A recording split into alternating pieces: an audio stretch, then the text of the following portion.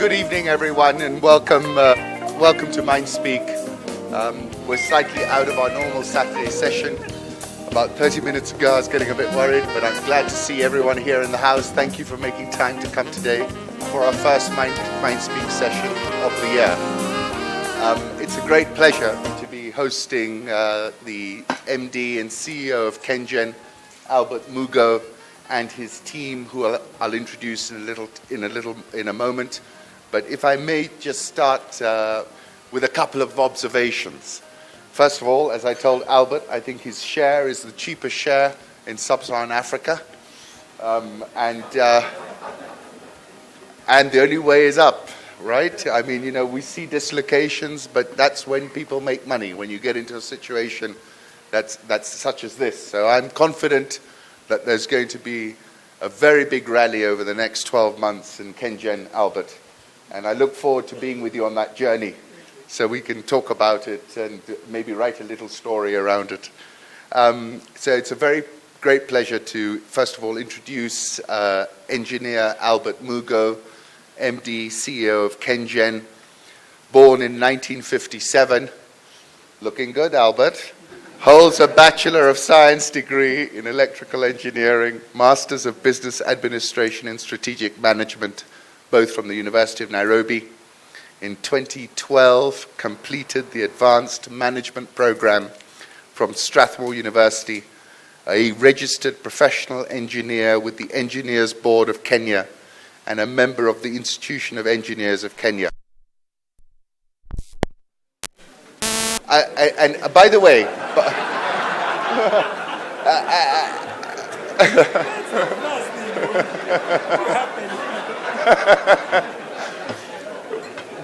by the way, I checked into the explanation for the big power cut yesterday, and I'm told that, and I know that KenGen is supplying surplus power to the grid, by the way.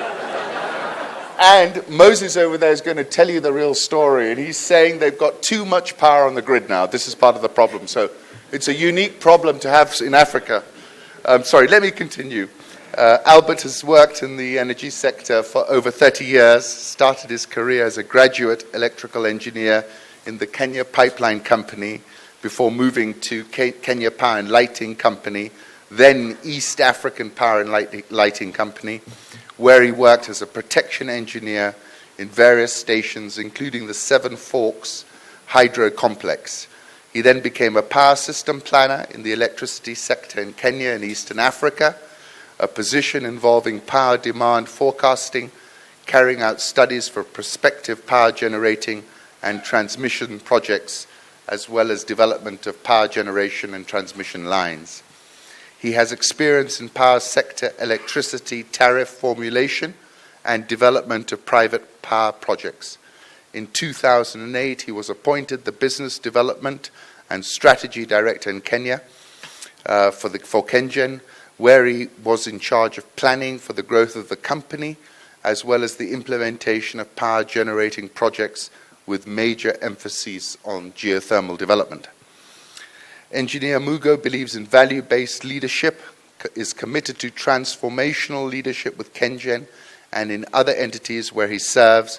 He serves as a board member of the KenGen Retirement Benefits Scheme. Stima Sacco is the chairman of KenGen Foundation Board of Trustees. He is currently pursuing a PhD in management and leadership at the Management University of Africa. His hobbies include swimming, golfing, hiking, reading, teaching, involvement in church activities. I'll make a couple of points before I hand over to Albert. I said to Albert, no one knows about you. You've got to talk something about your personal life. So he's also promised me he'll talk a little bit about that. And whenever I meet Albert, the funny thing is we're always at a very big function. We were at one in December, EIB. And every time I meet him at these functions, it seems these huge multilateral agencies are not happy to give him $1 million. They all want to give him $140 million. It's pretty extraordinary, Albert, right? So I look forward to today. I look forward to your presentation, Albert. And the floor is yours. Thank you.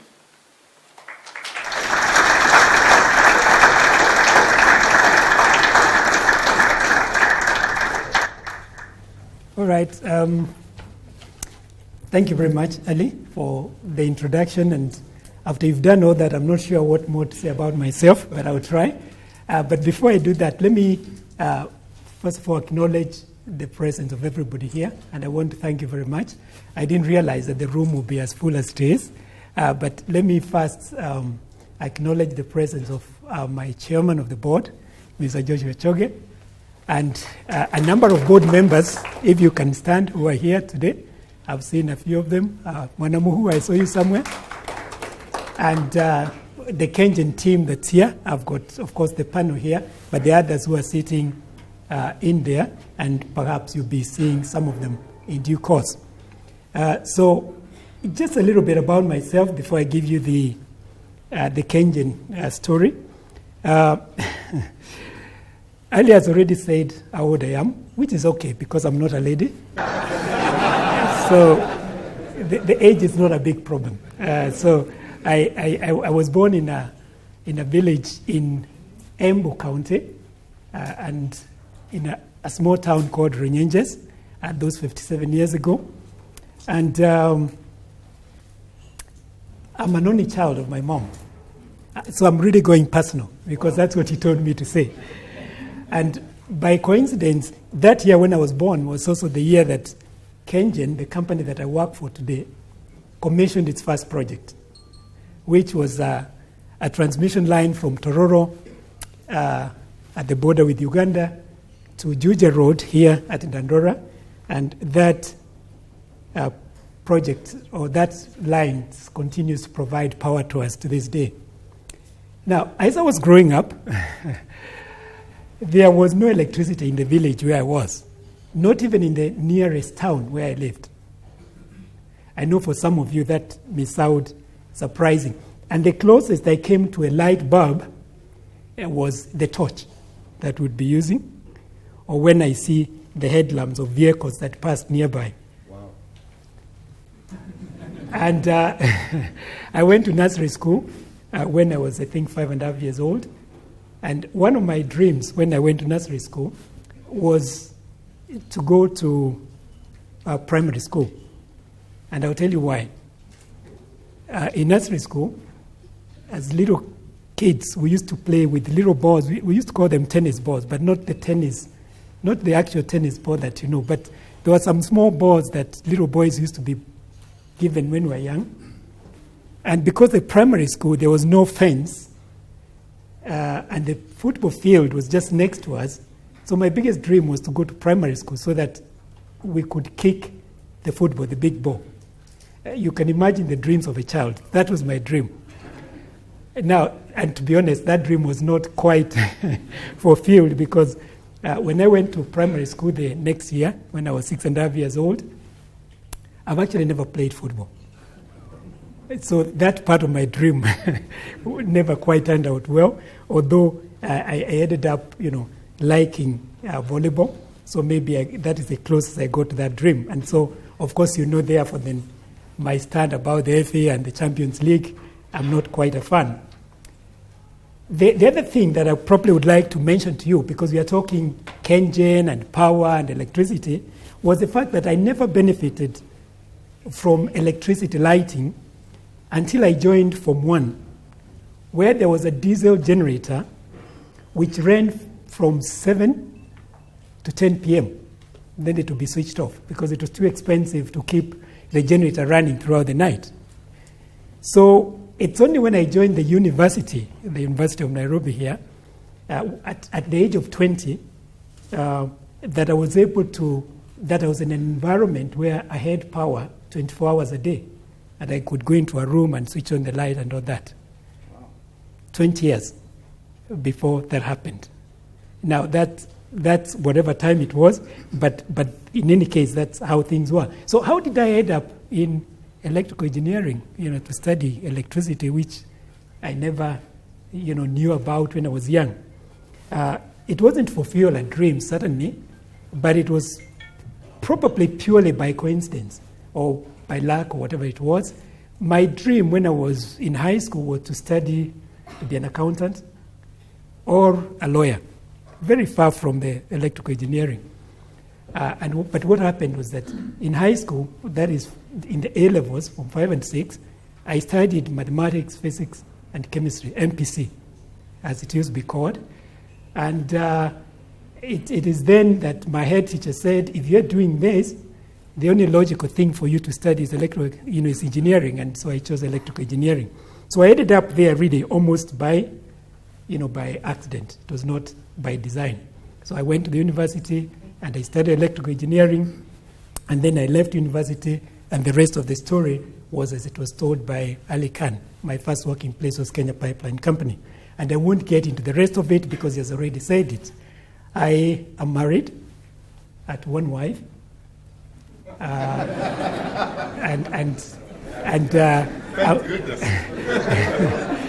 I'm a father of 2 grown-up children, a boy who is married, and a young girl, a young lady, about 26, 27 years of age, who is still living with us. So that is my story. And so what I would do then is to set the ground by telling you a little about the KenGen story, so that later we can talk and answer some of the questions that you may have. We believe that energy is the key to the economic success, so at KenGen we are putting every effort to deliver sustainable, competitively priced electrical energy to our economy. And here, of course, I'm talking of Kenya, but in our dreams, we also expect that in future we will be able to export this to the countries. And this slide you have here is a bit of a history about electricity generation in this part of the world, starting in Zanzibar in 1881, and a few developments with a company in Mombasa, another one in Nairobi, both coming together to form the East African Power Lighting Company, later acquiring some stake in Tanzania, and all that. But KenGen today was actually started as a company that was called the Kenya Power Company Limited in 1954, with the sole purpose of developing a transmission line to export 30 megawatts of power from the Owen Falls Dam that the British had developed, of course we're also a British colony, to Kenya through the line I just mentioned that was commissioned in 1957, the year that I was born. And then as that company was formed, it was given to be managed by the then East African Power Lighting Company, and until 1997, when there was the restructuring of the power sector, when we took just the generating facilities and transferred all the transmission facilities to Kenya Power and Lighting Company. So then we became a generation company. And in 1998, in order to be true to the name, or rather to the business that we were doing of generation, we rebranded ourselves to Kenya Electricity Generating Company. Now, I'm giving that history because some people think that KenGen is actually as young as 1998, but it's just that there was a change of name. But our actual birth was 1954. And for the benefit of many that are here that may not know how the sector is structured, this is how it is. Ministry of Energy and Petroleum, which has got 2 departments with 2 principal secretaries, one in charge of petroleum, another in charge of electricity. And so we fall under this segment of electricity here. And the value chain for the electricity here is we start with the resources that are there, which could be geothermal, could be hydro, could be wind. Then we go to generation. After you generate the power, you go to transmission, distribution, and then the customers. KenGen is playing in this space here, where we develop either from geothermal, from wind, from hydro, or even diesel. And we also have the private companies that are called independent power producers, that is IPPs, the Kenya Nuclear Energy Board that is preparing us for the time that our demand will be big enough to develop nuclear energy. We used to have imports from Uganda. Today, we actually export power to Uganda. And then REA, which is the Rural Electrification Agency, generates in the parts of the country which are not connected to the grid. The only part of the country that KenGen generates that's not connected to the grid is in Garissa and Lamu. But all the other small towns which are not connected to the grid, it is rare that does the generation. Now, what we have in Kenya is what you call a single buyer model, where everybody who generates sells power to the Kenya Power Lighting Company. We have a transmission company, the Kenya Electricity Transmission Company, which transmits the power, particularly, and this company was formed in 2009, is developing all the new lines, but Kenya Power Lighting Company still operates the older lines. So that's how the sector is actually structured. So when you look at this, then you find that there are different models in some of the countries. I've just given an example here of what happens, for example, in Kenya and the others where you have IPPs and other generators selling to a distributor. That's what happens in Ethiopia, Angola, Rwanda, Tanzania. But you have other models, for example, where you may have the generators selling to one company, which then distributes, maybe a government-owned company. But you also have some private distribution companies, and I've listed some companies here where you have private distributors. And I'm giving that because sometimes people keep asking Kenya Power Lighting, when are we going to see other companies? It's been done in other countries, and perhaps in future you may see that happening. This is how we are looking at the national power demand to look like. If we look at ourselves here, currently the total capacity to supply the demand in Kenya stands at about 2,300 here, and the demand is somewhere down here at about 1,530. But if you look at what is likely to happen in the next few years, we expect that by 2020, we could be somewhere close to 5,000, and this is our own projection. Perhaps if we look at what we were discussing with government under the 5,000 plus program that was projected about 3 years ago, this was a little higher, but this is something we've done recently to just look at what is likely to happen, so that as we make our strategies about the future, particularly by 2025, because some of those decisions need to be made right now, then we have a kind of a demand forecast that is a little conservative. Now, and if you look at the region, and here I'm talking about the East African region, you can see what is happening in Uganda. Currently, they have only about 810, and they are expecting that by 2020 they would have 1,719 megawatts. If you look at Ethiopia, who are standing at a capacity now of about 2,300, and they're expecting to go to as much as 10,000 by 2020, quite a huge capacity, and they have many plans that they are constructing. This is what's happening in Tanzania, currently at about 1,300, and they're expecting by 2020 to be at about 3,000 and maybe 10,000 by that time. So if you compare that with ours, you can see that we are not very far off from what the other countries are doing. But you may also want to look at some of the other African countries that are a little far, and I've just chosen a few, such as Angola, and you can see what they're expecting to do in the next 1 or so years. In 2015, they were here, and they plan to get close to 6,000. You have Zambia here, which has been experiencing deficits in power, and they expect to, in the next 1.5 years, to be around there, and DRC there. But if you look at the bigger countries, the ones that really move the economies of Africa, Egypt and South Africa, you can see the kind of power they are talking about. Having 29,000 and South Africa 44, moving to 55 in the next 2 years, and this one's also moving quite high. But when you compare ourselves to some of these other giants in the world, you can see where we are. Hardly anything here. If you look at Singapore, they have got huge figures here. Malaysia at 30,000. Of course, South Korea. And by the way, the ambassador of South Korea is here. They are this far. So you can imagine when we keep talking about really growing our demand and becoming a middle-income country, 2,000 megawatts cannot take us there. We need to move quickly, and we need to have industries coming here. But what about Africa? this is how Africa looks like in terms of, demand for power. The Northern Africa there, the Maghreb countries, have about 60,000 megawatts or 60 gigawatts. If you look at South Africa itself, the one country, it has got 44 gigawatts or 44,000 megawatts. But the sub-Saharan Africa here, all those many countries you see here, they only have about 43,000 megawatts or 43 gigawatts. But I've also given some statistics here of some of the other countries, the very big countries, and you can see the kind of power they consume over there.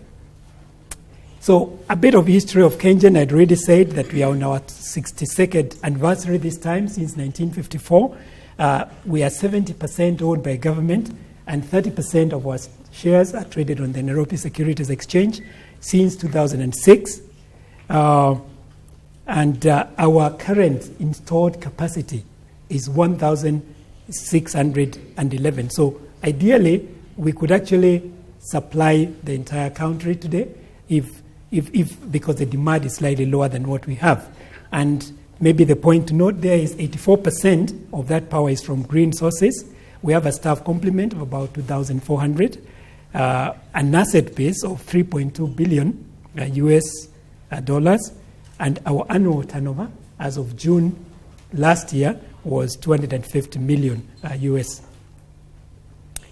And the map of Kenya here just shows where most of our installations are. That's the Tana River here, where we have a number of hydro stations here, 5 of them major ones, and then some hydros here in Western Kenya at the Sondu Mireu, Takwel here on your way to Londwe, and then the geothermal centered around Naivasha in the Okaria area.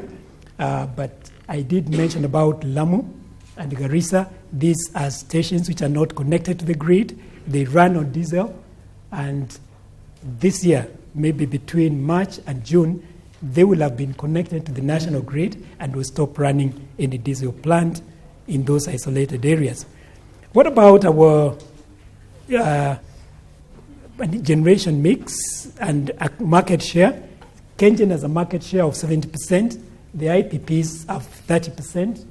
And this is how the mix is. 51% or 820 megawatts is hydro.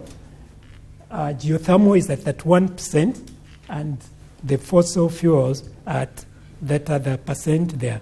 But just something to note, despite the fact that this is the mix in terms of the capacity itself, if you look at how we utilize this plant, you'd find that, first of all, the share that KenGen puts into the grid is actually way above the 70% that the installed capacity is. So if you look at the energy that we pump into the grid, we are at about 80%. Now, the reason for that is our plant being green, geothermal and hydro, and particularly in a year like this when we have a lot of water, has been running sort of all the time, like on 24-hour basis. Most of the IPPs are thermal, except one that is geothermal. They are not run as much, and that is why their contribution is slightly lower than the 30% installed capacity which they have. But it would be good for me to really show you that because of the way that our plant is configured and being able to use most of the plant that we have, and more specifically, we brought in a big geothermal plant last year in 2015. You can see how our results, financial results, changed as a result of that. For example, our revenues moved from 17.4 billion in 2014 to 25.6 billion in 2015. And here we are talking about June, because our financial year ends in June. Our earnings before interest and tax moved from 6.3 billion to 11.3 a billion. Is that correct? No, I think. Okay, there's a number there that I'm not very sure of. But profit before tax, yeah, that's correct actually.